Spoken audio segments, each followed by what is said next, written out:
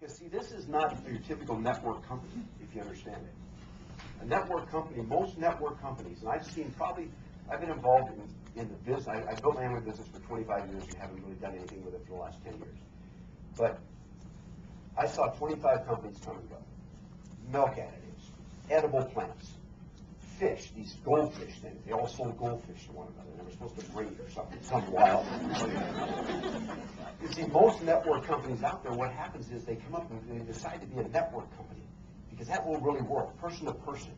You know, today, the strongest, most influential advertising that's done in the world is not the internet, it's not Facebook, it's not Twitter, it's me telling you to buy something. It's person to person. That still blows away every other kind of marketing that is out there. Is if I decide something's good, I say to Casey, we were talking about earlier, all of a sudden I go, Casey, read this book, it's awesome. Casey goes, oh, Craig's a buddy, Mom, I read the book. He goes and buys the book. Why? Because I told him, because we're friends. Didn't matter whether they saw it on TV or something. There's relationship. That's what markets, right? But most companies, so they decide to be a network company, then they decide, okay, let's go find a product. What can we do? You know, rubber plants, edible plants, milk additives, something you can throw in your gas tank. There's got to be something we can find and build this company. If you understand the way this company was built, it's absolutely the opposite. This company was built on product. Okay, you had Tracy Morrow and Doug Fitzgerald and Hudgens and these people out there blogging, talking about this incredible P90X product and this incredible video product that's out there. And then all of a sudden, these people like Tracy and them get online, and what do? They start blogging. And pretty soon they're coaching everybody. They're talking, well, you got to do this. And so automatically, you got this giant blog thing going. Everybody's coaching, talking about this incredible P90X product. And then pretty soon, Carl decides, that's interesting. And then when you think of the biggest loser, he says, what I'm going to do is I'm going to build a network company. Now I'm going to take these top coaches that already coach, and I'm going to turn around and start a company with them. So it's a company that I call a hybrid network company because it's just got it started with product first, solid, strong product, and then decided to launch into a people aspect of the business. And that's why when people say to you, is this a network company? My answer is always the same. What do you mean by that? If somebody asks you, is this networking? I always say, what do you mean by that? If they say, is it MLM? What do you mean by that? It doesn't mean that I don't think it is. I'm just saying, what do you think it is? Because here's the problem. A lot of times we defend it. People say to us, is this network marketing? You go, dude, I know what you think. You think it's a pyramid? You think everybody gets in on you? They make all the money. You make all the money. They get nothing. And so we just fill their heads full of all this negative stuff about, MLM. Is this, guys just simply ask, is this MLM? Oh, dude, I know it's not what you think. And you just break down. It's like we're just like, because we want to defend it, right? My thing, I'm going to switch mics here. My thing is always just, what do you think it is? What does that mean to you?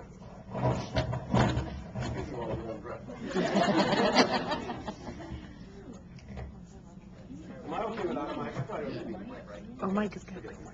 Anyway, so we defend that, right? All of a sudden we start asking, what do you mean by that? And we want to defend this position. Okay, I want to know what they know. What do you mean? Because let me tell you something, 95% of America, they have no idea what this business is. They have no idea. I used to say to people, they say, oh, I've seen it. I say, you haven't seen it until I show it to you. I guarantee you it's not what you think it is. And if I had 35 or 40 minutes with them, they got excited, right? Because it wasn't what they thought. And so for a lot of us, a big part of us launching in this business and moving forward is, do I believe myself? Do I really believe this is going to work for me? Do I really believe I can make the kind of money that people say you can make? Do I really believe this thing can give me residual income? You know, I make $250,000 a year from Amway, and I haven't touched the company for 10 years. I haven't talked to a distributor in 10 years. I made a lot more before that when I was building and traveling internationally and speaking and growing my business, but that's pretty good. It's starting at age 32, and I'm really old right now. I can tell you, but I'm old. Okay. So at age 32, I was able to, be a full-time dad. I mean, all three of my kids, I was full-time. In fact, both my sons played football for Brett Johnson. Used to be High School. We won 42 games in a row. Incredible team. Incredible experience. When my last son graduated, they gave me a Letterman jacket because I never missed a practice in 4 years. It was pretty cool. We got to have Craig come up. Craig, you never missed a practice before. He said, well, that's right. Because that was my dream. My dad left when I was 7. So what am I going to do? Hang around and not be a dad? Heck no. I want to be at everything. Everything. We coached club baseball. My son got drafted in 2007 by the Yankees. It was his dream from the time he was 5 years old. I want to be a Yankee. I want to be a Yankee. I have a picture of him on my wall. I love it. It's a picture of him. It's a big picture like this. He's 5 years old in a Yankee pinstripe uniform. And then next to it, I have a Yankee baseball card when he got drafted in 2007. 5 years old, a dream. Dad, I want to play pro baseball. I want to do it. And this whole life, it was just a dream of his to do. And to be able to be involved in that, he played at UC Irvine, went to the College World Series. My son was, when my son was 10 and 11 years old, we went to Omaha, Nebraska. They had a thing called a Super Series. Any of your boys play baseball in here? Okay. They had the Super Series, and it was 11 under 12 in there. So we were 11 when we went, we were 12 when we went. So we went, at night you'd go watch the college players play, and during the day your kids would play in tournaments around Omaha. Well, one night we finished in Rosenblatt watching the game, and my son goes, Dad, don't leave. He runs down on the field. Everybody leaves. We wait until the security guards are gone. He runs down the field, he's got this little bottle like this. He takes dirt out of the home plate and puts it in the bottle, and he puts a lid on it. And he goes, Dad, I'm going to play here someday. I go, dude, you know what you're saying? I mean, like 8 teams in Omaha. That's like a huge thing, right? So I'll never forget the day that he played at UC Irvine, which we were totally underdog. We go into Texas and beat Texas and Austin. We go to Wichita State and beat them. We're the total underdog team. And I remember my son says, Dad, he's walking into Rosenblatt because we're going to play at Rosenblatt. He walks, he says, Dad, look at this. He unzips his bag and pulls out a pile of dirt this big. And he took me when he was 11 years old in Omaha. I'm going to play here someday, Dad. See, those are the kind of dreams I'm talking about. And I think my kids became those kind of dreamers because that's the kind of person I became. And then I worked with people, and the people that were around our lives, where people said, I got a dream. I just want to do some great things with my lives. And I think for a lot of us, it's all of a sudden it's just re-looking at life. And for a lot of you, you've got an opportunity now. And I don't say it, the thing I can tell you, and this is what I love about what I'm doing right now, I'm not a coach. But I can tell you, every one of you in here that are building this business, I know how you feel, I know the struggle, I know what you go through every day, I know the rejection, I know the fear of failure, all of that I know because I've built the same business you built. Exactly the same. Different company, but the same business. So I know what it takes. And I worked all night as a cop, all day in construction.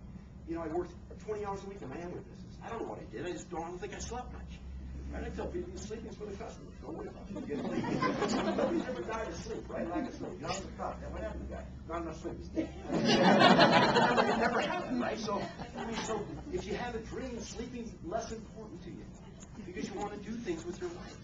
And so, you know, when I started being around Carl and I started being around the people in this business and the leaders, you know, the top leaders in this company, I started realizing, oh my gosh, this is the company whose time has come.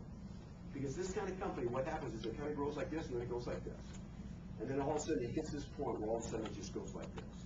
And I can just tell you all right now, this company is like, with the new products, I just hired a new guy who's a nutritionist, worked with the last 5 presidents of the United States on nutrition.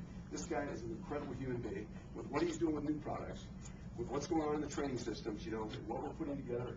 I'm doing an APAC CD that's going to be available in Dallas on leadership, how to train, how to grow the business. There is right now, if you're just getting in this business, you've been in this business a while, I guess what I'm telling you, it's time to commit, and it's time to recommit. Because this thing right now is going to be a billion-dollar company. And you know what, I'll tell you, any network company that starts that's around in 25 years, whoever gets in the first 5 years will be the wealthiest people in this business. And so you all need to look at that, but it still has to apply to you. Because it's still about us. We've got to own our own life, right? Nobody's going to build your business for you. Nobody's going to all of a sudden show up at your house and say, hey, you need people sponsored? Here's a half a dozen. It doesn't work that way. We all go through the same thing. We sit there, we write a list of names, and now we've got to go out and share the business with them. We've got to go out and find somebody who's got a dream like we do. And the dream is really the driving thing. If I sat down with someone and I said, what's your dream? They say, you know what, I'm pretty happy right where I'm at. You know what it tells me? That's the wrong person. In this business, you show the right plan to the wrong people, they don't get in. You can show a totally messed up plan to the right person, they get fired up. You know, then I can kind of say, I'm going to go, what's trying to get these people in? They're all excited. What's the deal with that? Then you do everything you think is perfect, and they go, not me, not really interested. It's right plan, right people, wrong plan, well, it doesn't matter. You're just looking for the lookers. You're looking for people that want to do something greater with their life. The DNA kind of people, like I was. I knew there had to be, gosh, I could probably find a dozen people like me that were just frustrated, working on, chasing criminals all night, working with construction workers. And I used to tell people, all that means is all night I worked with widows and perverts, or during the day, and at night I arrested them. That was kind of my construction. There wasn't a lot of excitement going on and stuff, but it was just kind of, I was there, but inside of me was just like, there's got to be something we can do differently. Then when I understood this business, I started to realize this is it.